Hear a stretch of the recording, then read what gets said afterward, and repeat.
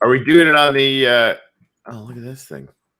Yeah. So welcome everyone to the Jenner EOS plot, where we're going to do our gratitudes today. We're going to spread them out, as you know, in different areas. We have with us the Rohan from EOS Authority. So I thought it would be good to put a fellow gratitude monument on a fellow box or plot. Get the name down there. Yeah, welcome. So we're gonna dive into EOS Authority's new, well, not new, but 2 weeks. It's kind of new in the real world. You can walk over that edge, but walk off over that edge, and it's really fun. Whoa, that's awesome. Dude, yeah. This is so cool. And it like presupposes that everyone can fly, but everyone has creative in this. Well done. There's stairs. No, jump over it. Jump over the edge and fall. You can fall and you won't die. And you land in the water. Yeah. And then there's stairs walking back up. Yeah. This is really, dude, this is really cool. There's about 5. Sorry, Ron. This is like every time we come to the Uplift tonight, it's like, what are you people doing? This is so incredible. And have a look out the side glass. It's pretty cool too. Do you read the messages? I think Jimmy's got a message there. Is it for Jimmy or to Jimmy? No. So this is what we do, Ryan. We basically put up gratitudes. Basically every time we start a show, we do like a big thing in the big cathedral we built for this on the weekends and stuff. And so we have everybody throw up something they're grateful for. So Jimmy D is grateful to be a part of all the things and people Uplift. So Rohan, if you want, what's one thing you're grateful for? It doesn't have to be big, it could be small, it could be sideways, whatever. What's one thing that you're grateful for right now? Yeah, no, lots of things, but I think I just thought about it today. And I'm based in London, by the way, and the number of COVID cases have dropped significantly. Awesome. And there was no death in the last 24 hours. Really? So this is something that's happened after months and months and months in London. So I'm really happy that things are looking positive after a long time. So is that the first time that's happened? Yes. So the first time death's gone below 0, to 0. So yeah, that's pretty cool. That's incredible. Thank you for that news. Yeah, cool. Great. Yeah, in London, yes, exactly. So thank you, Rohan.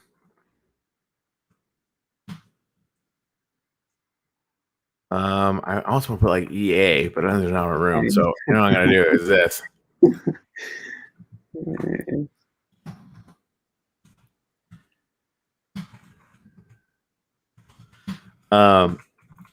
So EOS Authority was the first set of tools that I used by far the most often, like right after the Genesis thing. Like I found you guys, I think it was the only way that I could figure out how to use my private keys. So like I just wanted to throw that in, but like before we get rolling on any of that stuff. So I mean, I'm grateful for EOS Authority. Period. Yeah, you've got a great memory. Like it's been 3 years or so since. It's been a hot minute, but it was a really confusing time for me because I didn't know anybody in the EOS community at all. Yeah. I was just like Googling stuff, so it was a big deal for me for sure. You reminded me of the old days. Like that's how we really got started. The community was all worried about, hey, we have this big token swap going on from Ethereum to EOS. Everyone's worried, hey, did I set it right? Did I put my keys correctly? And we were the only tool out there where you could go there and you could check, yeah, it's all looking good. My Genesis tokens are being tracked correctly. The amounts are right, all of that. So we had massive traffic on our website. And we started it as a completely free tool. And we just open sourced. I mean, we kept it free for the community to use. We didn't think of how we'll monetize it or something like that. But then later we realized, hey, there is something called a BP. We can actually, be a block producer and contribute back to the community. We were like, hey, let's try it. And then the community really voted us in. We were right at the top when the mainnet launched. So that was pretty cool. Yeah, that's awesome, man.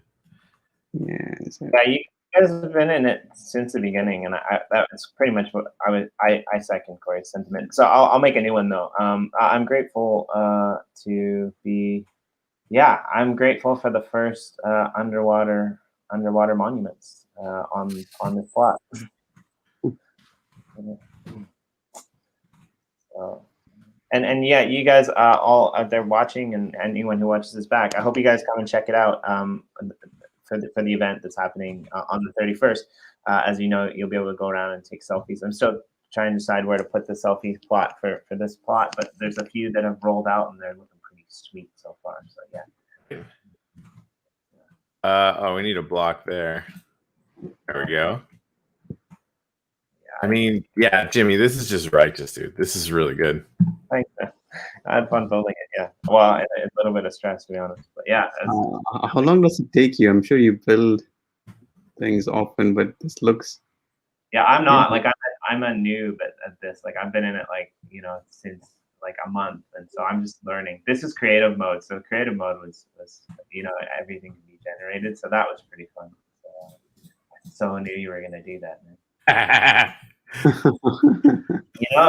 Those might come down though. They might anything that I ever add, I encourage people to delete it with aggression if it doesn't because eventually this might go higher.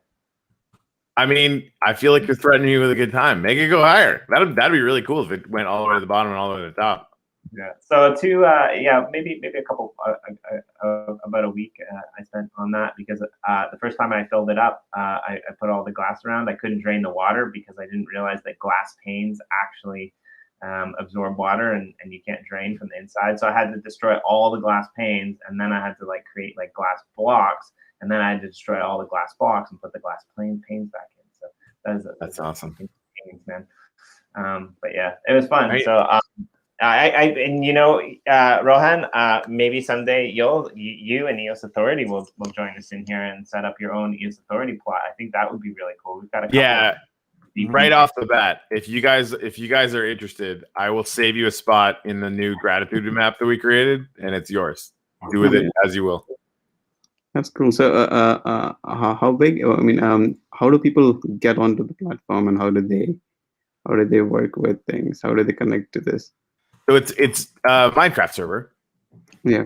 So you just play multiplayer Java Minecraft, and then you get to most people have to buy land key NFTs to come in and build. But as we're growing the community, we're inviting people like EOS Authority and a bunch of other Jenner EOS here and a few others to come and build on plots. If I'm not mistaken, this is actually about the size of the plot.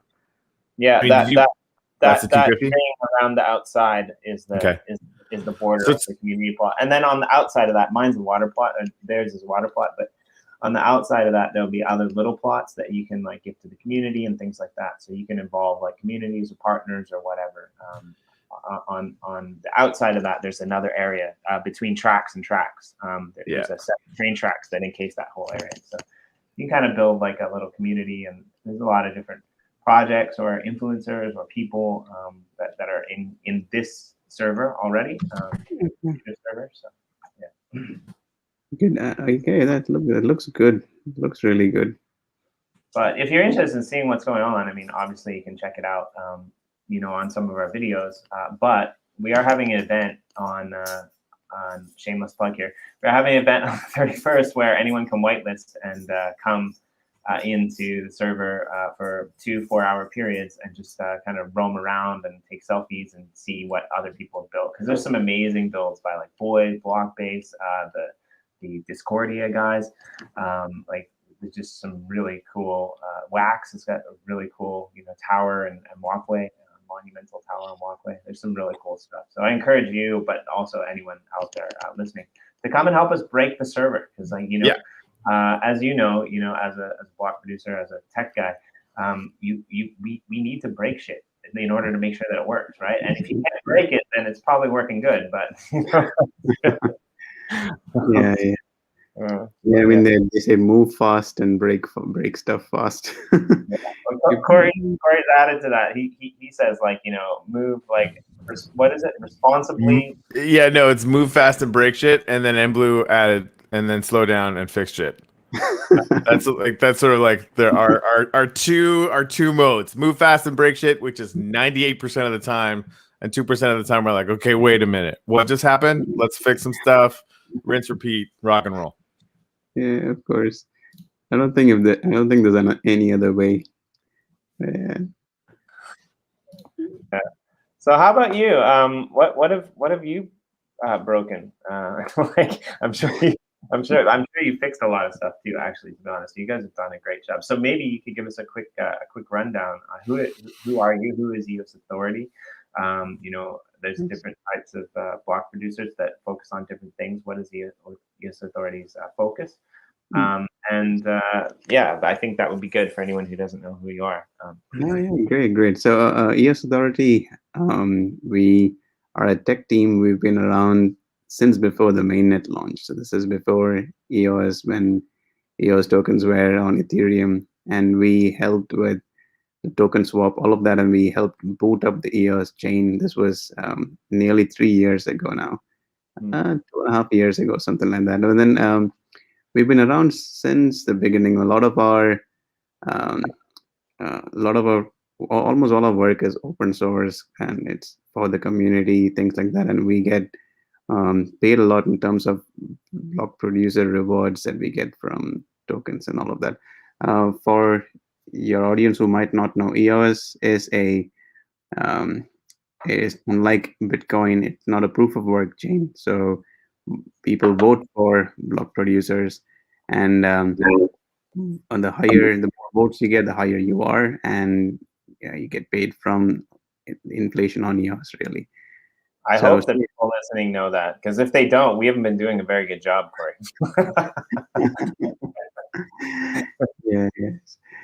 But proof of stake is so it reminded me, like, there was a project of ours that we started for the community about a year and a half ago. So we wanted to.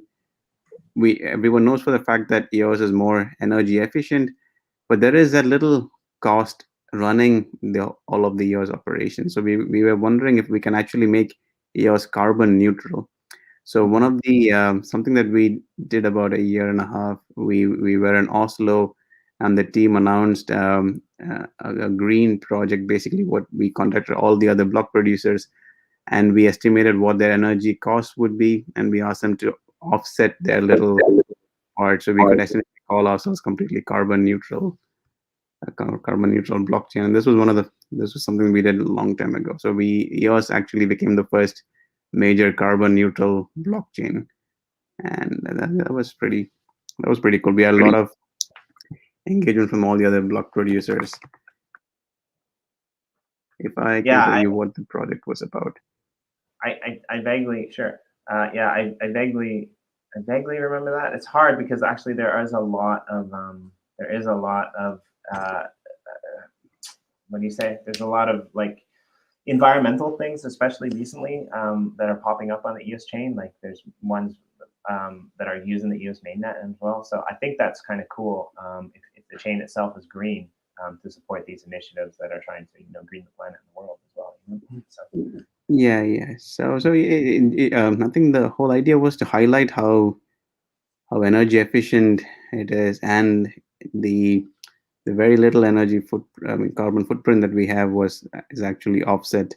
So all of these different block producers at that time contributed to offset their carbon footprint, and then that really worked well. So yeah, that was, and I think even recently I can hear. I mean, there is a whole renewed enthusiasm on all of this. They're like, hey, this is pretty cool, and with all Bitcoin prices going higher, people are like, hey, is it sustainable? Things like that. Obviously, there is a very good reason for security and all of that, but yeah, maybe it's not something that store of value. Yes, probably, but maybe to run dApps and things, maybe it's better to be green. Right. And I think with rising energy costs and like inflation and things getting more expensive, and especially all the environmental damage that's happening even like stateside with like oil spills and deforestation and issues that are happening in China and other parts of the world, like eventually we're gonna have to do that, right? Like we're already gonna have water wars on the hand. The last thing that we need is like server wars, right?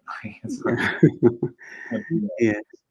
I mean, also something, when we were working on this project and talking to BPs, we actually, so here we got in touch with so many other block producers. I would say like 90-95% of them were fully on board. They could understand it.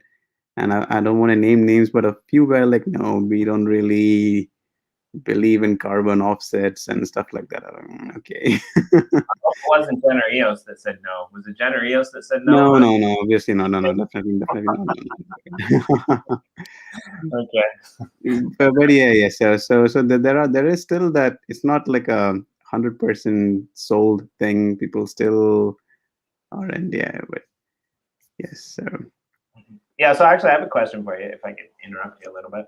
If you come on the show, I hope you come back again. We're trying to actually have a group of people who, you know, can teach the community and the world things about, you know, different topics on different days. And I've listened to you for about 10 minutes right now already, and I'm already sold. So yeah, thanks for being here. Really Seconded. Really relaxing and a nice change of pace. Some of the other block producers that we've had on the channel, we asked a couple questions. I noticed that there is a lot of like collaboration between different block producers. Some of it's regional, depending upon, you know, where they're based. Some of it's like projects that they're associated with, like shared projects.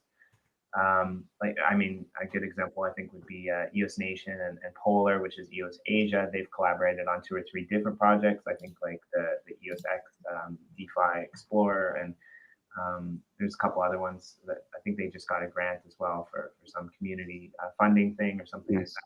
So I'm just curious, like, I know Jen EOS does as well, and like Greymass, all of the Cypherglass.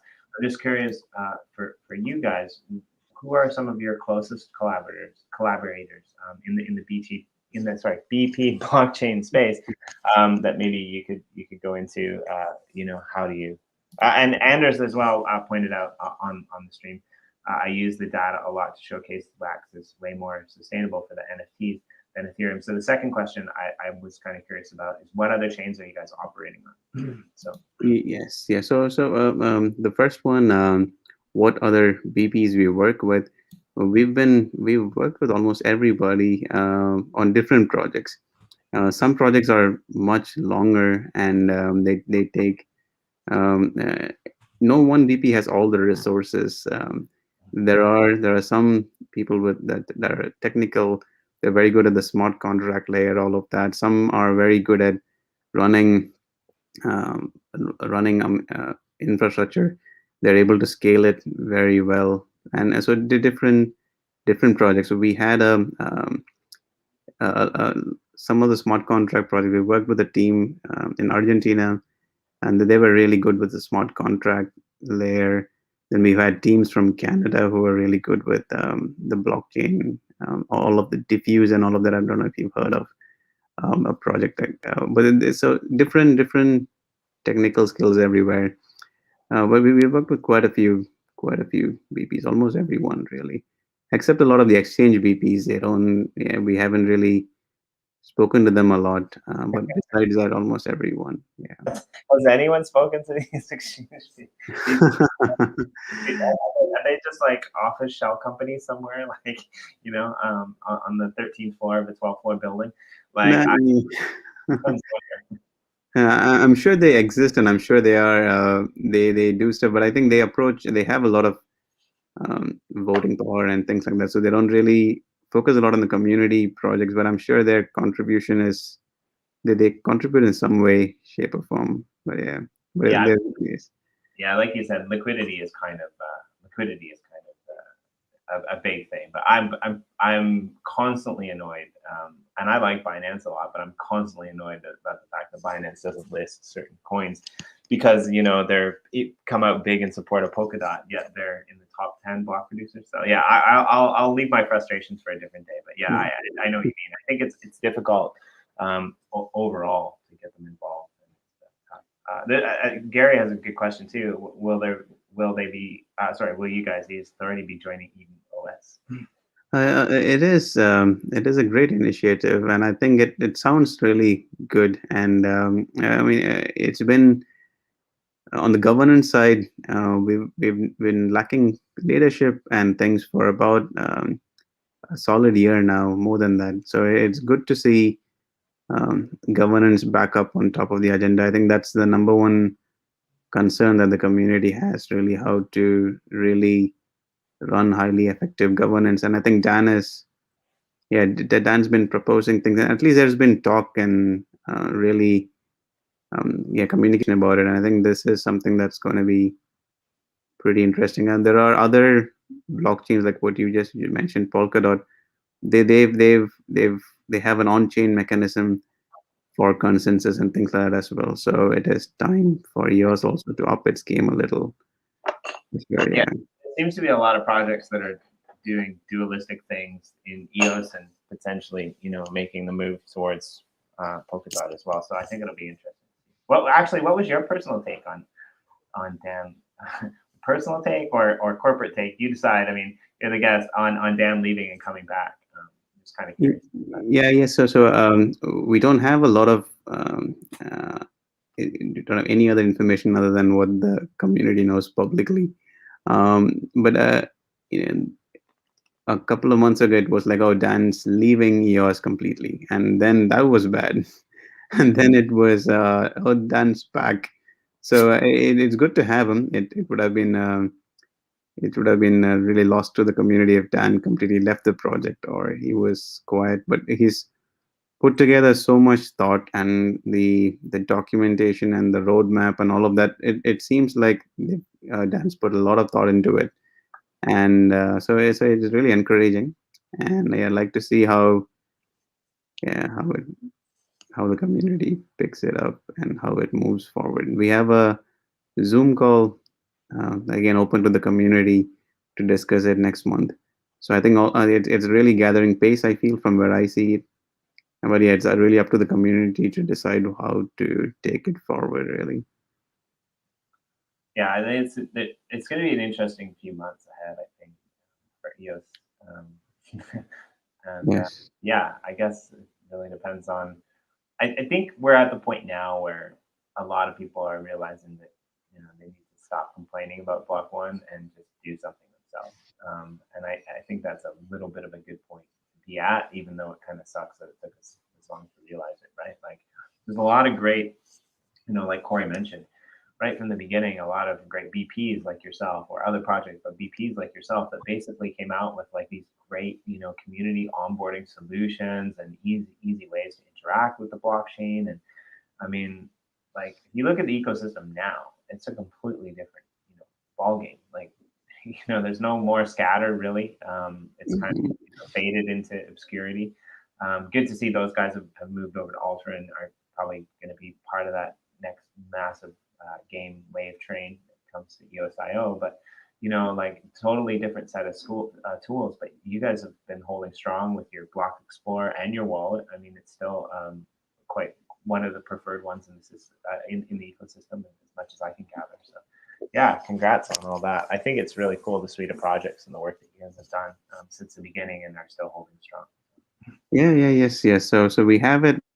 We have the wallet, and we were really we had so it's all decentralized as many other community solutions and things like that. So it's really, I keep adding so many accounts. It's not really my balance, but get to see all of the accounts and things. Wait, this is, can you see my screen? Okay. Oh yeah, sure. Yeah. So this is our wallet and Explorer. I keep adding accounts, and then this is how you would. Yeah, this is what our wallet looks like. Moving to PowerUp, I really PowerUp is something that's new again, and it's been something that the community is. Can I talk about this now, or do you want to talk about something else? Oh, no, I want to talk about whatever you're excited about, Rohan. That's okay. Also. Yes. So we have dark mode. Yes, that's true. Somebody asked if there's a night mode on the wallet, and definitely there is. So let me talk to you about PowerUp. So PowerUp has been a big change to how EOS works. So when EOS launched, you keep your token staked, and the larger your stake, the more access to CPU and net you have. And that's how EOS was since the beginning. And now with PowerUp, everything that you have staked, if you stake for your own account or for others, it kind of becomes useless for CPU and net purposes. It still retains its voting power, but you don't really do anything else in terms of CPU and net. So this is an example. So here, this is to show you PowerUp transition. So PowerUp has it's scheduled to completely move to PowerUp. All of the staking and resources will move completely by the 8th of April. And at the moment, we are at about 76, 77%, where transition is nearly complete. We have, maybe a week or so before we completely transition into PowerUp. And now, are you familiar with PowerUp? Do you have any questions? Have you powered up your account or anything of that sort yet? So yeah, like I was actually quite impressed by the fact that I didn't think it was going to be this easy of a transition, because like you said, it went from everything that was previously in the old staking model into this PowerUp account. So I think anyone who was already using that didn't really have to do anything. So I was quite surprised. I was expecting it to be a little bit more intense. And to be honest, I probably do have to pull some of my tokens that I had staked for resources and put them into this new model, because I had some there already, but I also had some set aside for staking, but I just haven't gotten around to doing that yet. So I think it's a 3-day process for anyone who doesn't know to pull those resources. But I think it's a good thing, right? Because a lot of block producers or apps or dApps or block explorers, I'm sure EOS Authority does as well, provide like a minimum number of set transactions per day. So there's a lot of things that you can still interact with without those resources. And for more high-end users, I guess you would have to go on and rent resources for a monthly basis or on a daily basis or something like that. So, and this is actually why I wanted to, why Corey and I wanted to have you on to talk about it, because we had a look at your your site. I'm going to drop it in the chat soon, but it was just a really well detailed site, and I actually learned everything I know about the PowerUp model from your I'll be honest, so and it's better you talk, because I'm just basically going to regurgitate at a very poor rate everything that you said. Okay. So I think something that's important for non-power users of EOS is, if you have EOS tokens on the chain, the best thing that you can do is to lend your tokens to Rex. So let me show you this chart here. So Rex is this on-chain completely. So you don't trust any other party. It's actually baked into the actual smart contract of the system. Rex takes all of the earnings. So CPU, if anybody were to rent CPU or net, or even RAM fees that are collected, the name bid auctions that go on, and even PowerUps,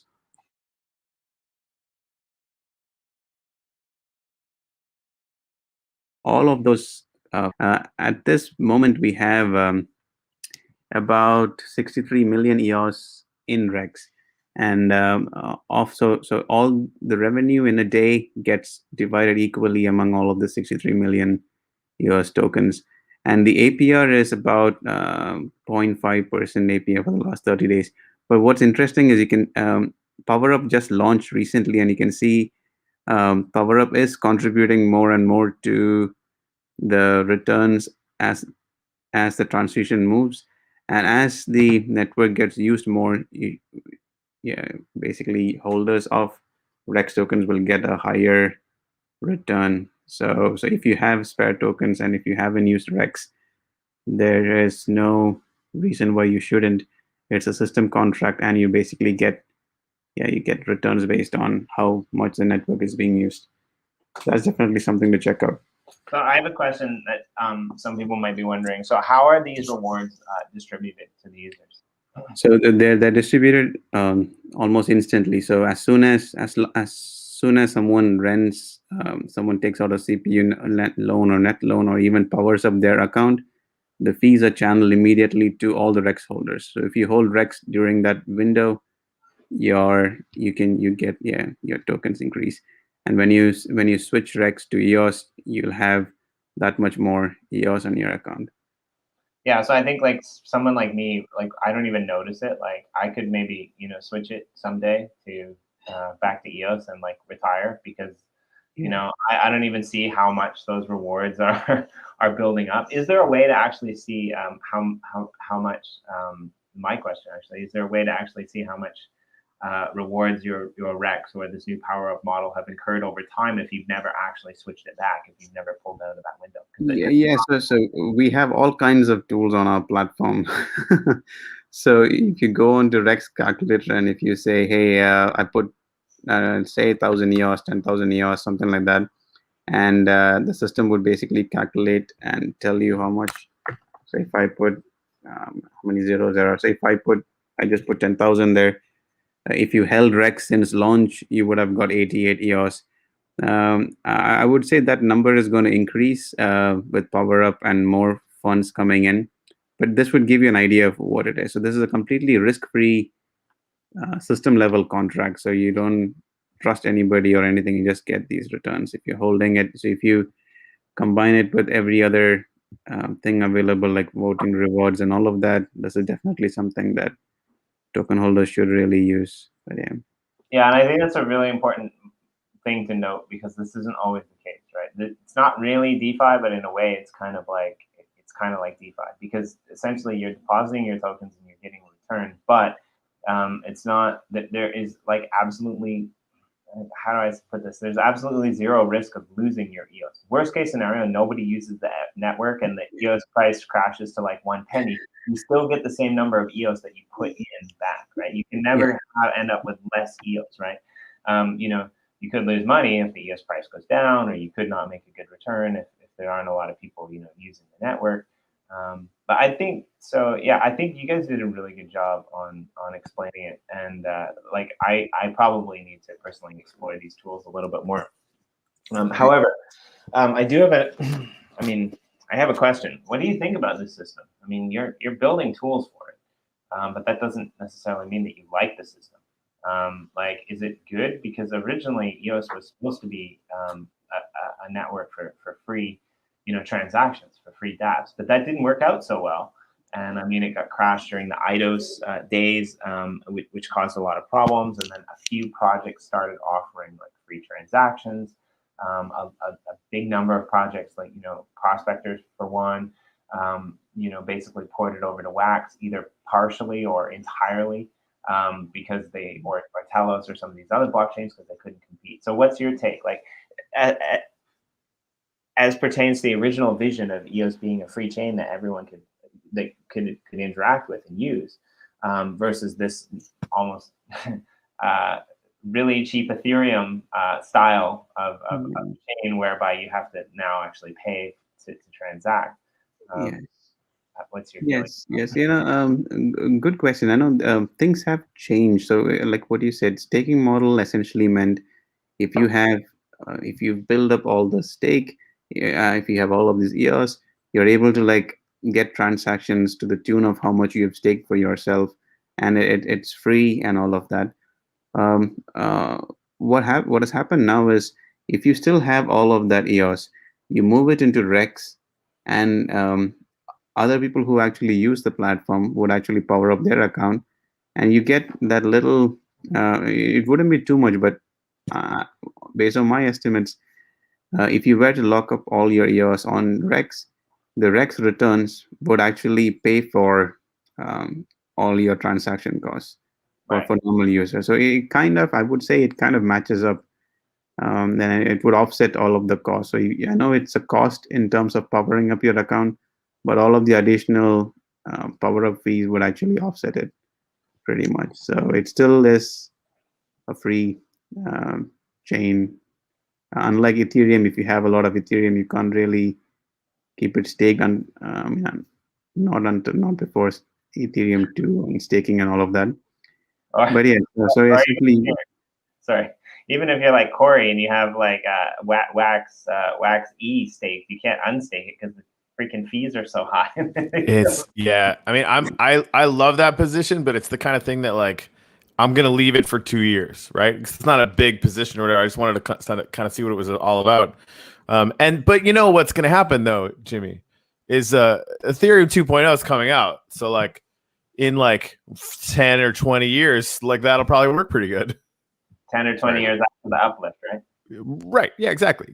We're going to be first is my point. The uplift is going to be working before Ethereum 2.0 because we've set the bar real high. Sorry, I didn't mean to cut you off there, Rohan. Sorry. Please. No, yes, there were some questions coming through. So so it was like, is the returns just 0.48%? Yes, that is right. But again, it's a completely system level contract. There's nothing to lose, and this is the returns from just Rex. You get other returns from other sources as well with your EOS token. So this is the system level, and you can see like yeah, the returns tend to, the last 7 days is higher than the 30 days. It all depends on the actual usage of PowerUp. The other question was about taxable events created from the resource model. Just a sec before you dive into that. So I just want to point out as well with this, with this, like you said, because some people might have missed it, right?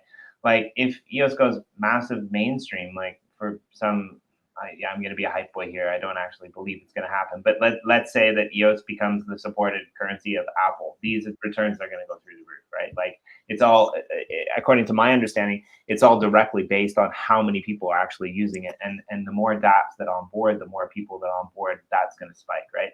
And correct me if I'm wrong, but there's no way to foretell that. Like you said, a dApp could come in, tomorrow, and like spike the whole system, and like all the people who are in are going to get that return, but if anyone who joins after that, they're not going to get it, right? Like yeah, exactly. So when you said that, I just remembered. So there was this just before B1 June, the event. I was on a flight, and I just got this alert which said that Block One bought a bunch of RAM, just like that, and then so anybody who had Rex held, they all got the rewards. I mean, they got paid essentially. So all of the RAM fees that Block One paid for their RAM was distributed to all of those users, and it was a massive amount. And it's just during that little window. So if you didn't have your EOS tokens on Rex, you would lose out that completely. So like what he said, if Apple or somebody were to come up with something cool and buy a bunch of RAM or PowerUp their accounts for something, you would lose if you don't really have your tokens on Rex. But again, yeah, sorry, go ahead. Yeah, but again, Rex is just one component. You can still keep your tokens on.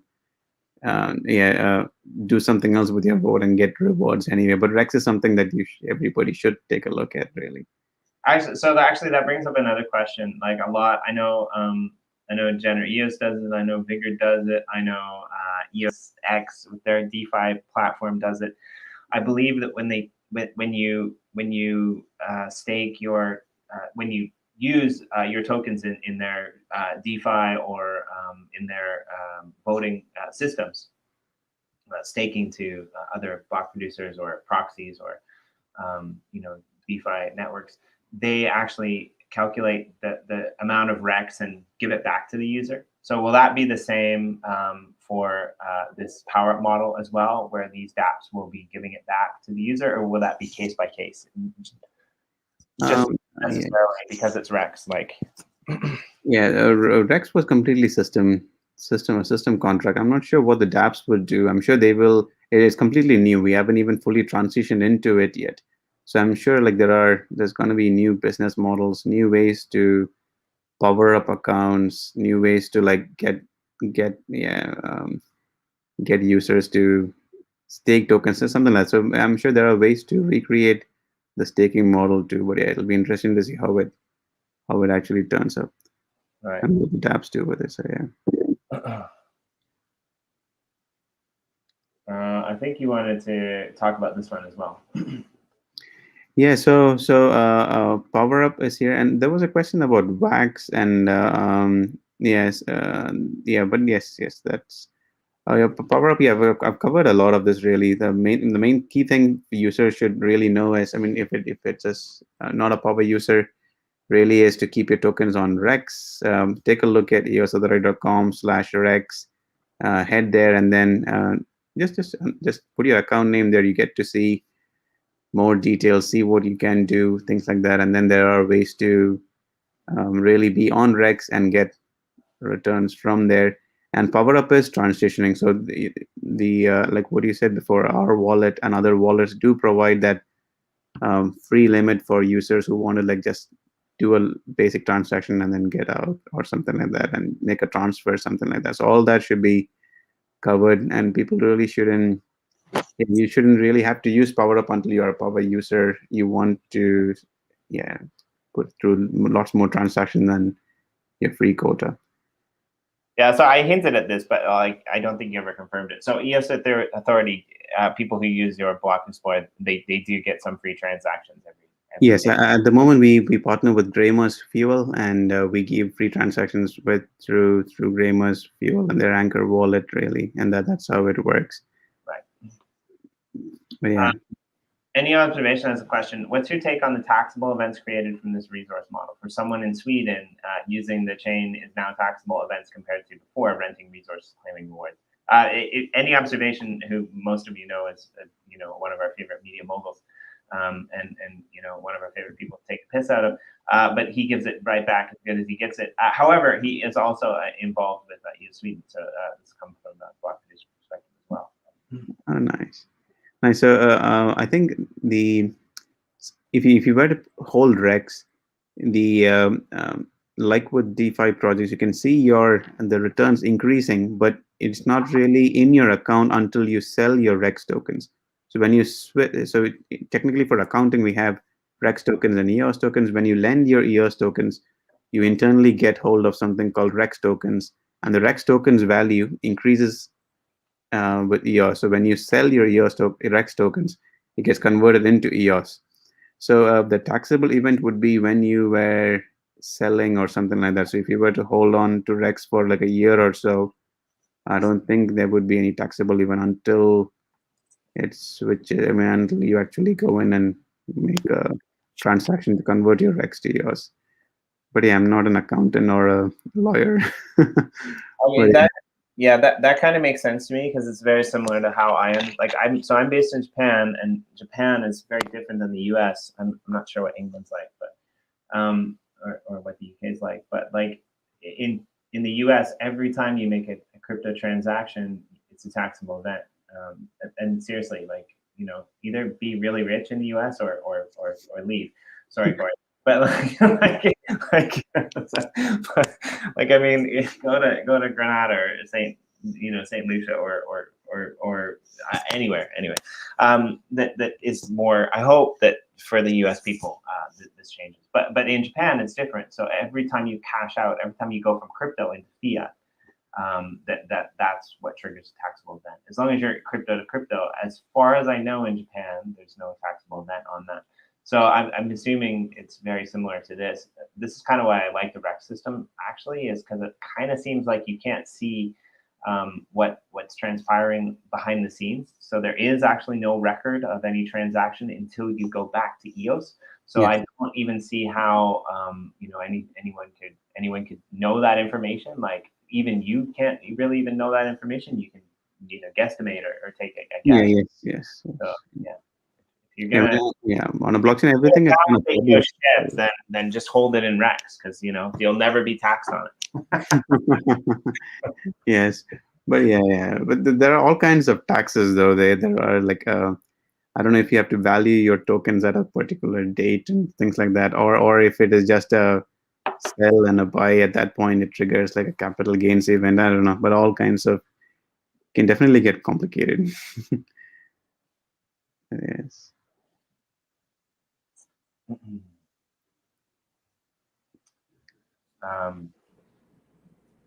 Yeah, apologies for the banner hiding you.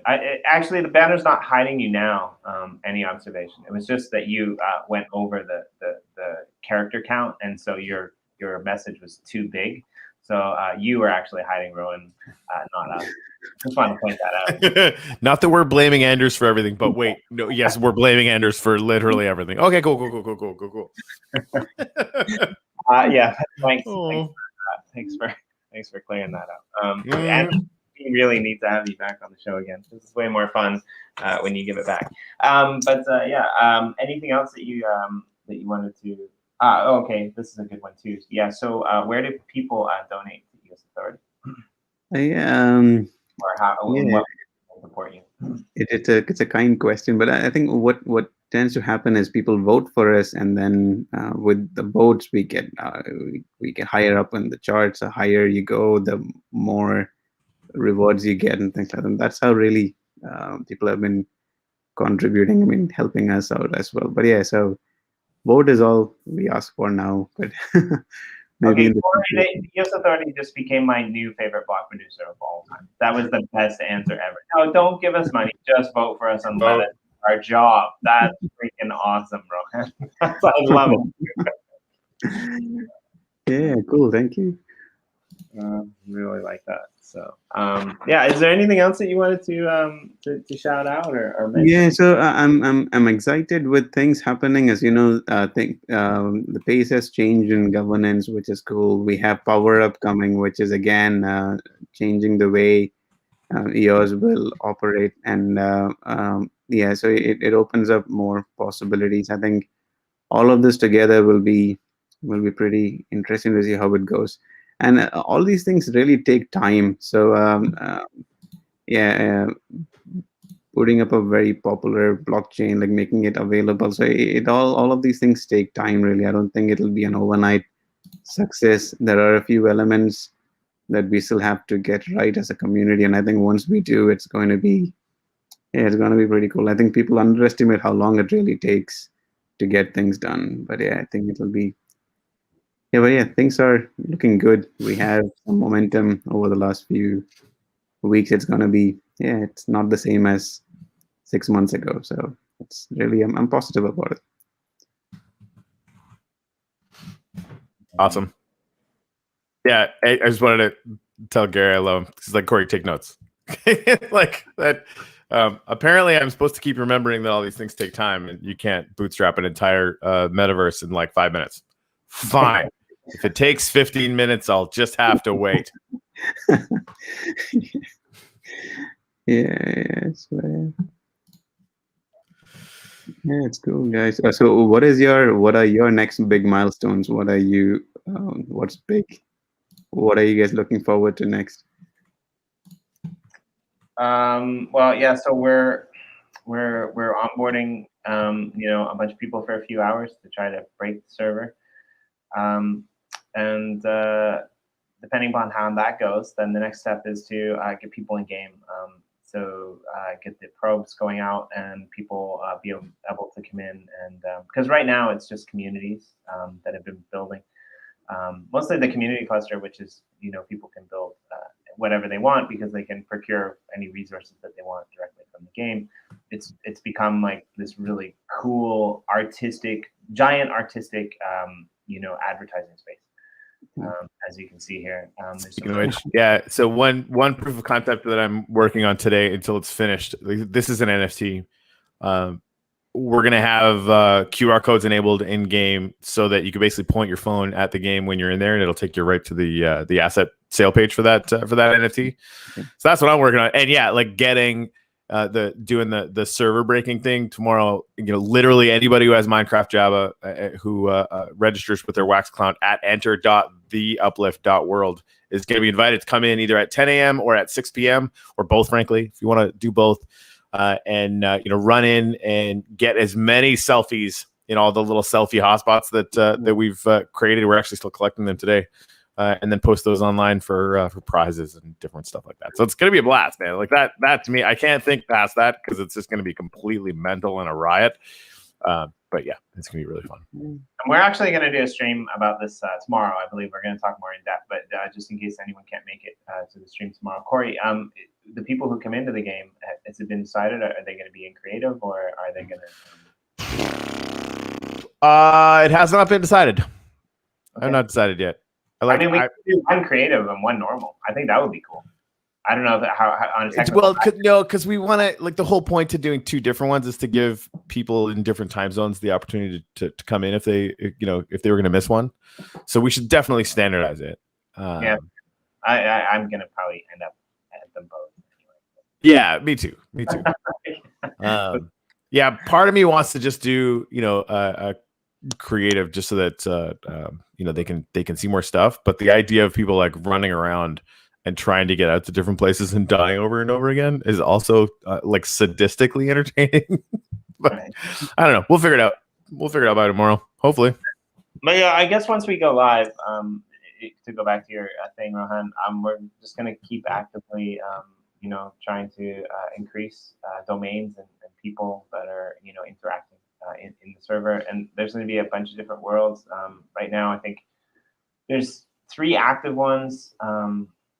Well, kind of 4, but there's 3 active ones and more to come. One is a Genesis world, which is creative. One is a Gratitude world, which is survival. So everyone's got to go in and, actually learn how to play the game before to be able to build anything. And there's another like kind of old OG crew that created like a replica Mayan like, futuristic city. That they'll be porting to a new server as well. There's the temple. Actually, Corey, you should show. Sorry, Rohan's never been in here, so you should actually, before we leave, you don't have to do it right now, but you should actually show him the Gratitude Temple because that's what this whole system. Oh, the cathedral. Yeah. Okay. Yeah, the cathedral. And basically, we just want to have people come in and play the game and spread goodwill because it was all created around these gratitudes that you did earlier in the day and was kind of the place that it all kind of started. Corey built this cathedral, and it's just plastered with gratitudes. Oh, nice. Yeah, we started this, man, I want to say about 4 months ago. I could be off on the time. And so we actually have a whole, like, we call this one Cathedral 2.0 because we built another one a while back. And just some friends and sort of extended family and family of mine would get together every Sunday and throw gratitudes up on the wall. And there's a really cool sunrise that happens in game, and so we kind of share a moment of silence in here. And it's kind of become this really cool thing that we all do. Cool. Yeah, wait till the sun comes up. It's pretty awesome. But yeah, we've got monuments now that wrap all the way around the building. I'll show you that in a couple of seconds, just because I haven't seen a sunrise yet today. I actually come here because everything is really crazy. I'm usually here once a day just to sit and sort of be in this place while this happens.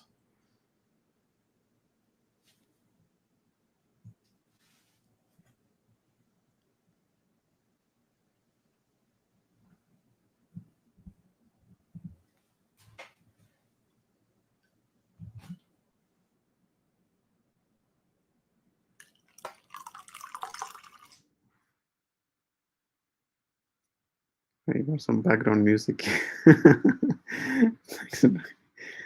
That's nice.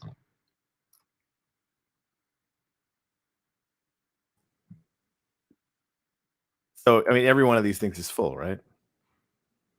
I had to mute you because it's your own rule, like the coffee pouring during the sunset. I know, seriously, I botched that one. I admit it fully. And so we've got my cousin Jen. We actually started calling her the Upliftian Banksy because she keeps dropping these murals all over the place. Anyway, yeah, there's tons of cool stuff, and people that have been watching us for a while kind of know, like, they've seen the volcano up there, and they know that I built this weird Fortress of Solitude over here when we first started playing in the game. Jen and her husband built this city and like a bunch of there's a ton of stuff to see. Like when you come and join us tomorrow, I don't think that anyone is going to see everything. I really don't. It's going to be too hard to get to everything before the time that it cuts out, which is pretty fun, right? Because we're just getting started, and there's still just tons and tons and tons of really, really cool stuff to see. So yeah, nice. Yeah, looks good. Yeah, the Thanks. first time seeing this, that's cool. But I think like if you're new,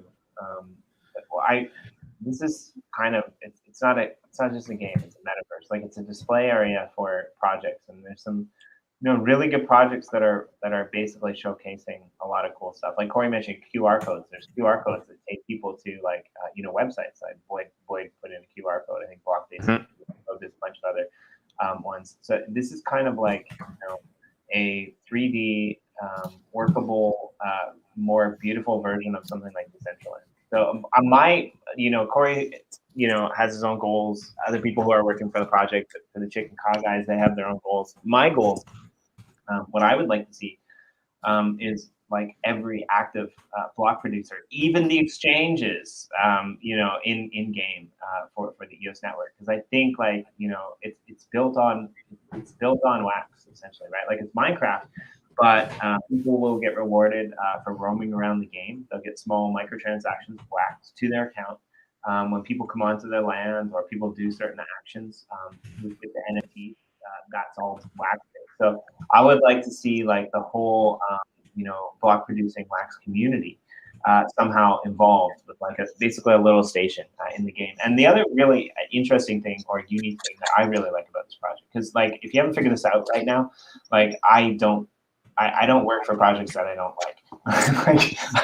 I don't do YouTube shows that I don't like, right? Like I think there are people out there that do, right? But once you break into the blockchain space, I think it's time to to stand on your laurels, whatever they might be, right? That's not to say all the projects I work for, because I'm not that smart. But like no programmer or anything like that, right? But what I would like to see is like all of those block producers that are on wax somehow involved in the game and building cool stuff and having a showcase, because eventually when EOSIO technology takes off and wax takes off, it would be really cool to have all of those people who have been dedicated block producers from the beginning through all the thick and the thin, mostly the thick. but to see the light at the end of the tunnel. So this is the Boyd plot, actually. This is just phenomenal. Yeah, it's so nice. And and this is a really cool. Like, there's a Boyd is collaborating with Blockbase actually to create a sort of really interesting MVP game, which will probably expand over time to bigger and better things that will kind of connect to their app. And so the whole plan of this thing is basically this is their spaceship that will be appearing in the game for these creatures and characters. So, yeah. Speaking of which, so yeah, Gary, we need to talk after this because we absolutely will do that. This needs to be an NFT. Number one, it's just our logo, but whatever, we'll figure that out. But yeah, I'm working on a QR code thing, actually from the link that you sent, Gary. So we'll test that out because I want to have a NFT gallery, like functional NFT gallery stuff done by the end of today. I was just gonna do it in the blue room, but let's do it in the blue room and in here because this is like really cool. I love the door is just like this random shape. Hey, is Gary worried about like the fact that someday you might just turn this creative world into survival and enable mobs? Is that why all the torches are placed everywhere? That might have been why I was before, but I mean, check this out. Well, that's awesome. Oh, nighttime. Fair enough. Right? I mean, it just looks gorgeous. Yeah, that's true. It does. Yeah, your that shader looks really good above water. It's not so good underwater, honestly. But like above water, these builds look amazing. Yeah. One underwater. So. Yeah. Sorry, go ahead. No, I just like I need to get an underwater shader. Like get some good shots of your amazing underwater gratitude build situation. But yeah, Rohan, like if you guys are interested, like please reach out and come and build some cool stuff. Like build the EOS Authority. Like you guys have a really cool symbol. Sorry, Yes, with the A across it. I mean, that would be an amazing freaking tower. That would be pretty cool. So yeah, cool. We'll take a look at it. Let's go. But yeah, is there anything else you'd like to talk about, or? No, I think that's about it. But you guys are doing a great job. It looks amazing, and yes, good. Well, we've been on hiatus for a while, a couple weeks. We were doing the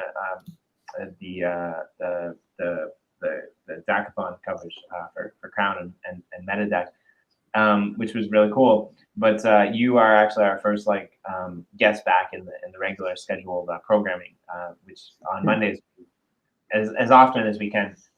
We might be changing it up a little. Like we might skip, days here and there if we've got things coming up with the Uplift or Uplift Art or other associated interviews that we have. But yeah, Monday we always do BP&Chill, and so I really hope that sometime you'll come back and join us, because we like having interviews with cool, smart, intelligent, amazing project people.